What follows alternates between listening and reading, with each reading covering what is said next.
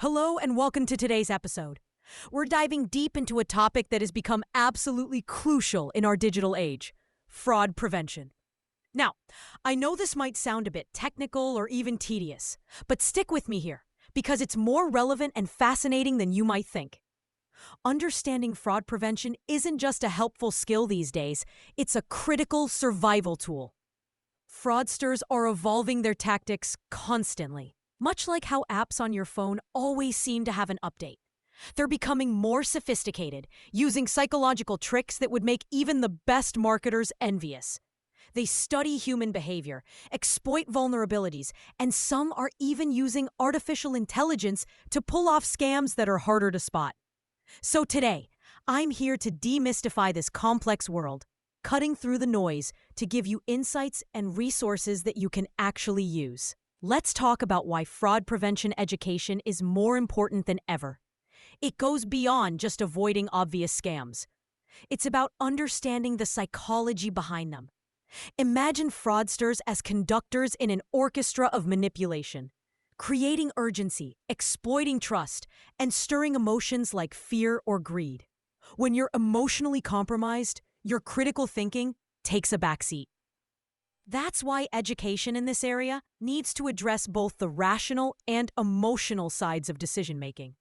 It's surprising how much reconnaissance fraudsters do before they even make a move. They'll check out your social media profiles, dig through public records, and even peek at corporate directories. It's wild how personalized their approaches can get. So the old stranger danger warnings just don't cut it anymore. We need to be more nuanced in detecting scams. Now, you might be wondering, where do I start when it comes to equipping myself with the right tools for fraud prevention? The good news is, you're not alone in this fight. There are some fantastic resources available, especially here in the United States.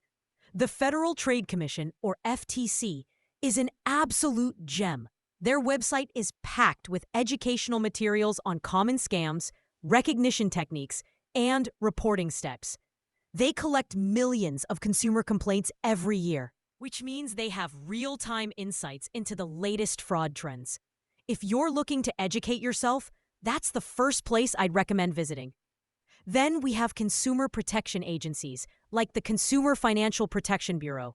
They're like watchdogs for consumer rights, offering alerts, guides, and tools tailored for various demographics. Their complaint database is incredibly valuable, showing patterns of fraudulent behavior across companies.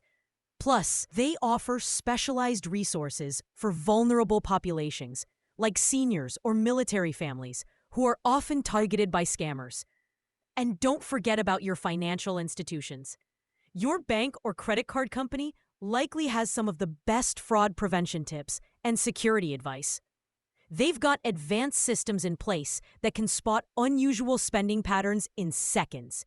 Some even offer virtual credit card numbers for online shopping, which adds an extra layer of protection. Let's not overlook nonprofit organizations either. The Better Business Bureau and AARP are doing vital work on the ground, providing workshops and webinars. The BBB's Scam Tracker is great for keeping tabs on scams in your area, while AARP's Fraud Watch Network is especially helpful for older adults. Now, when we think about building resilience against fraud, it's all about integrating proactive measures. Consumers who stay updated and mix cognitive and emotional strategies are more likely to stop scams in their tracks. Many guides out there focus just on the technical side, but they miss the human element. Fraudsters are skilled manipulators, playing chess while some of us are still playing checkers. The human factor isn't just about individual psychology, it's about social engineering too. Scammers often pose as authority figures or create false emergencies, tapping into our natural inclination to trust and help others. Understanding these tactics is crucial because even the most educated among us can fall for them. Also, pattern recognition is a key skill in avoiding scams. Fraud prevention specialists develop an almost instinctive ability to spot inconsistencies through experience and practice. That's why ongoing education is so important. And then there's fraud fatigue, when people get so overwhelmed by security warnings that they start ignoring them. Effective strategies need to be sustainable, something you integrate into your daily life rather than treating as a one-off event. As we wrap up, let's touch on advanced fraud prevention. This goes beyond recognizing a scam. It's about developing a keen sense of skepticism and an awareness of subtle cues that might indicate fraudulent intent. Being wary of unsolicited requests for personal information or deals that seem too good to be true can shield you from a vast majority of scams. Trust your gut. It's often your best defense. Many don't realize that professional fraudsters often test their scams on small groups before launching them on a larger scale. If you encounter something that seems off, it's worth paying attention to because you might be among the first to see a new scam. So, as we navigate this digital landscape, remember that staying informed and vigilant is your best defense.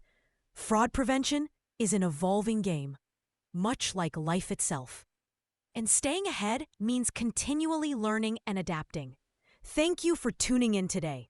Hopefully, you're walking away with some valuable insights and a bit more confidence in protecting yourself from fraud.